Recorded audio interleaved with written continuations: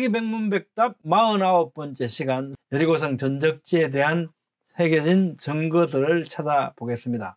여러분들께 하나님의 말씀을 나누는 이 일에 함께 하시고 이 채널이 계속 유지되고 발전되길 원하신다면 여러분의 구독, 좋아요, 알림, 댓글이 큰 힘이 됩니다. 감사합니다. 안녕하세요. 김홍석입니다. 오늘은 성경연대기와 관련된 궁금한 과제들 가운데 12번째 과제 9번째 시간입니다. 여리고성 성터 발굴은요, 많이 해왔습니다. 이렇게 1907년부터 9년까지 독일팀, 30년대 존 가스탕, 50년대 캐슬린 캐년, 97년도 이태리 팔레스타인 팀, 이런 굉장히 많은 발굴팀이 여러 연구를 했고요. 많은 연구들을 남겼습니다. 자, 이게 이제 그 당시 현장 사진이고요. 요거는 지금 오늘날도 이렇게 남아있는 사진입니다. 여리고성 구조는 이렇게 되어 있습니다. 윗성이 있고요, 아래성이 있고, 이게 성벽 위에 사람들이 살고 있는 마을이 또 있었어요. 근데 바닥에서 보면 한 4, 5m 되는 뚝을 쌓았고요. 그 위에 성벽을 이렇게 또 한 6 내지 8m 쌓았습니다. 그 안에 사람들이 살고 있고, 그 안에 또 윗성을 쌓아가지고, 이 높이가 10 내지 14m죠. 그러니까 이게 완전 절벽이죠. 이렇게 들어가기 힘든 이런 튼튼한 성곽을 유지하고 있었다고 합니다. 구약시대 때 여리고성은 이중 성벽으로 철옹성으로 성곽 전체 길이가 약 600m, 이렇게 삥 둘러가면 길이가 600m고요. 면적이 한 2만 제곱미터였다고 전해집니다. 폭이 한 120, 길이가 한 200, 이 정도 이렇게 되나 봅니다. 자, 여리고성 전투의 특이점, 이것이 바로 지난 시간 우리가 특별한 점을 살펴봤지 않습니까? 기록 가운데 나타나는 거죠. 이것이 바로 증거가 오늘날 되는데요. 크게 4가지로 볼 수 있습니다.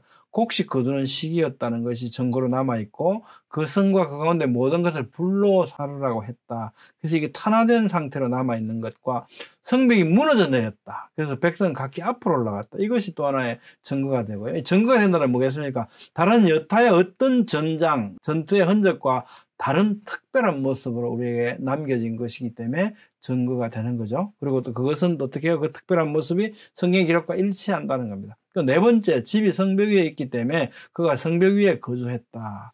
그리고 라합은 살아남았지 않습니까? 그러니까 어떻게, 라합이 살던 곳은 어떻게 성벽이 안 무너졌겠죠. 그것이 지금도 남아있다는 겁니다. 자, 살펴보겠습니다. 여호수아 3장 15절.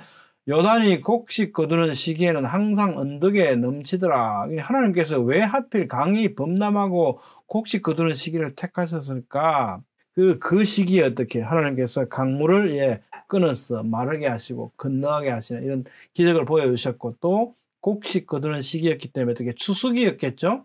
여호와의 언약궤를 맨 제사장이 요단 가운데서 나오며 그 발바닥으로 육지를 밟는 동시에 요단물이 본 곳으로 도로 흘러서 전과 같이 언덕에 넘쳤더라. 근데 그때가 첫째 달 10일이었다. 성경 이때가 계절적으로 추수 시기였음을 강조하고 있죠.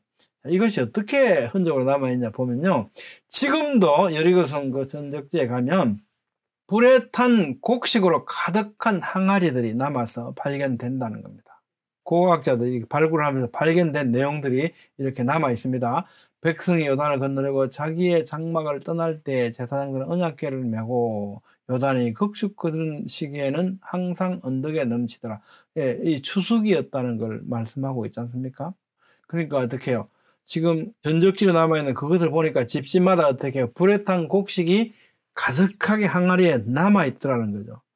그러니까 어떻게 이게 곡식 거두는 시기였구나 라는 거죠. 우리를 알 수 있게 해주고요. 그 다음에 전투 기간이 오래 가지 않고 단 7일 만에 끝나잖아요. 여세 동안에 하루에 한 바퀴 돌다 7째 날 소리를 지르서 다 무너져 내렸으니까. 그러니까 무슨 얘기냐면, 만약에 공성전을 하면요, 이렇게 오랫동안 성에 탁 숨어가지고 이제 성을 지키는 사람들이 있고 성을 함락시키는 사람이 있으면 어떻게 해요? 우리가 전사에도 보면 어떤 때는 막 몇 년 동안, 그죠? 전투를 계속 하거든요. 그러면 되면, 만약에 그렇게 오랜 시간이 지나면 곡식들이 전부 다 이제 없어져야 돼요. 항아리에 곡식이 텅텅 비겠죠. 근데 곡식을 거두는 추수기였는데, 그래도 곡식이 항아리마다 가득 차 있는데, 이게 곡식이 어떻게 해요? 그대로 남아있다는 거 뭡니까? 전투가 아주 기간이 짧게 끝났다는 거죠. 이것을 우리에게 바로 반증해 주는 거죠. 탄화되어서 지금까지 남아있는 풍부한 곡식, 정복이 빠르게 일어났다는 것을 가리키는 증거가 되죠. 짧은 시기에 끝났다는 겁니다. 시간이 오래 지났으면 이건 다 소모되고 없어야 되는데 가득가득 집집마다 항아리마다 가득가득 차 있다는 겁니다. 또 하나 특징이 뭐겠습니까? 탄화되어서 남아있다는 거지 않습니까? 자, 뭐라고 하냐면 하나님께서요, 여호수아 6장 17절부터 보면 이 성과 그 가운데 있는 모든 것은 여호와께 온전히 바치되 기생 라합과 그 집에 동거하는 자는 모두 살려주라. 이게 이 성에 있는 거 너희가 전리품으로 얻는 거 이거 다 너희가 소유할 수 있는 게 아니라는 거죠. 전부 하나님께 바치라는 겁니다. 그죠? 그러면서 어떻게 해요? 그 성 안에 21절입니다. 그 성 안에 있는 모든 것을 온전히 바치되 남녀노소와 소와 양과 나귀를 칼날로 멸하니라. 이렇게 다 멸했습니다. 그런데 그리고 나서 무리가 그 성과 그 가운데 있는 모든 것을 불로 사르고 그 은금과 동철 기구는 여호와의 집 곳간에 두었더라. 이 사람들이 가져갈 수 있는 게 아니었고 어떻게 해요? 은금과 동철 기구는 여호와의 전에 곳간에 갖다 두고 나머지 어떻게 해요? 전부 다 모든 것을 불로 살았다. 이게 보통 전투에서 어떻겠습니까? 이 전투에 이긴 사람들이 어떻게 해요? 곡식, 가축 이런 것들을 다 어떻게 해요? 전리품으로 취하죠. 근데 어떻게 해요? 하나님께서 어떻게 모든 건 하나님 거니까 다 살러라. 그래서 어떻게 해요? 곡식도 못 가지고 전부 다 그대로 해서 불 살랐습니다. 그랬기 때문에 어떻게 곡식들이 탄화된 상태로 지금까지 남아 있는 거죠. 그게 우리에게 증거가 된다는 겁니다. 얼마나 특별한 상황이냐는 거죠. 태워진 곡식. 정복자가 곡식을 태우는 일은 없죠. 가져가서 양식으로 사용하죠. 왜 그걸 태우겠습니까? 이것은 성경의 특별한 기록과 잘 일치하는 증거가 된다는 겁니다. 그러니까 지금 생각하면 어떠세요? BC 1406년, 지금부터 3400년 전인데 그때 하나님께서 어떻게 해요? 우리에게 이 증거를 그때 남기도록 하셨다. 기가 막히죠. 저는 그렇게 생각됩니다. 저는요. 그 성과 그 가운데 모든 것을 불러 살아라. 그렇죠. 자, 그 다음에요.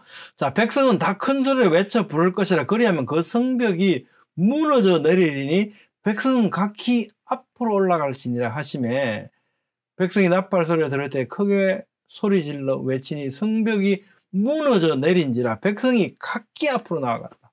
성문으로 들어간 게 어떻게 해요? 그 자리 돌던 그 자리에서 바로 그냥 올라갔대요. 근데 그 성이 어땠습니까? 엄청나게 깎아지는 듯이 이런 모습이 있었지 않습니까? 이거 어떻게 그걸 앞으로 갔겠습니까?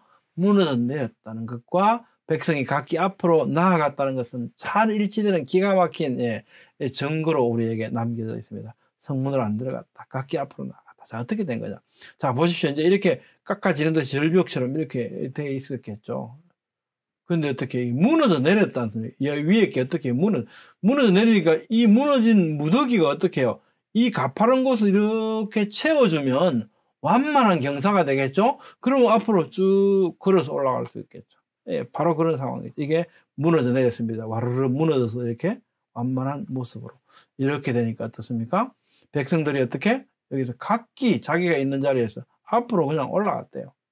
자, 오늘날도요. 여리고성은 정말로 무너졌다. 거기 보면 월스 오브 제리코 해가지고 여기 이제 게시판 설명하는 게 있는데요. 여리고성은 정말로 무너져 내렸다. 기초옹벽 아래 부분에 쌓여있는 외벽의 진흙벽들 지금도 우르르 무너진 상태로 있다는 거죠. 여호수아 2장 15절을 보겠습니다. 라합이 그들을 창문에서 줄로 달아내리니 그의 집이 성벽 위에 있으므로 그가 성벽 위에 거주하였습니다.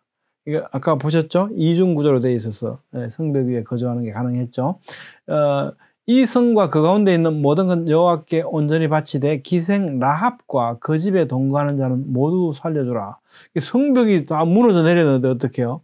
라합은 살아남으려면 그 부분은 안 무너져야겠죠. 이것이 우리에게 증거로 오늘날까지 남아있다는 겁니다.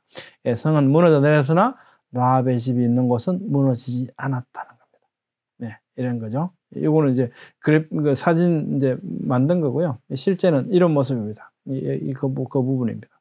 지금도 북쪽 성벽은 무너지지 않은 채로 남아 있습니다. 여리고에서 발견된 도자기들 무늬가 또 그 시간을 증명해 준다고 하는데요. 검은색과 붉은색의 기하학적 패턴의 무늬로 장식된 도자기들은 BC 15세기에만 사용되었던 것으로 알려지고 있습니다. 이 성경은 이스라엘 정복 시기죠. 이때가 어떤 그 전적지에서 이런 게 발견된다는 거죠. 그렇다면 이 시기가 BC 15세기다. BC 1406년하고 잘 일치를 하는 거죠. 타임지에서 좋게 6년 동안 여리고 유적을 발견했던 캐서린 캐년이 그 당시에 있어서 파괴의 증거를 전혀 발견하지 못했다라고 말하는 이유가 뭐냐면요. 사실은 시간의 문제 때문에 그렇습니다. 이렇게 얘기합니다. 초기 발굴에서 발견된 그 방어벽은 후기 청동기 성읍의 것으로서 그 파괴의 원인은 지진과 화재로 인한 것으로 믿고 있었다. 자, 최근의 발굴은 이 당시입니다. 그 성벽들의 시기가 잘못 산정되어 있었다는 것이 밝혀졌다. 그럼 그 성벽들이 언제 거냐? 실질적으로 초기 청동기 때였던 것이었다고 말합니다.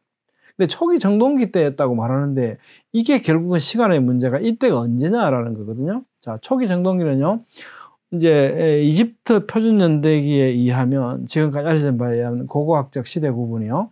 초기 청동기 1기, 2기, 3기, 4기 이때가 언제입니까? 제1중간기 이때라는 거지 않습니까? 그렇죠? 예, 자 보십시오. 이 시기가 잘못 선정되어 있어 실질적으로 초기 청동기 때다. 초기 청동기 때다. 이거 뭐 1중간기에 해당되잖아요. 1중간기가 언제인지 한번 찾아가 볼까요? 우리가 앞에서 그저 데이비드 돈이 개정된 이집트 연대기 말해왔지 않습니까? 그 보면 이 1중간기가 이게 표준 이집트 연대기에 하면 이때인데 실제로는 어떻게 개정해 놓고 보니까 1이 온 거죠. 1이 온 겁니다. 1중간기가. 이때가 언제입니까? 1중간기가 여리고 성 정복이 있었던 BC 1406년경 여기지 않습니까? 그렇죠?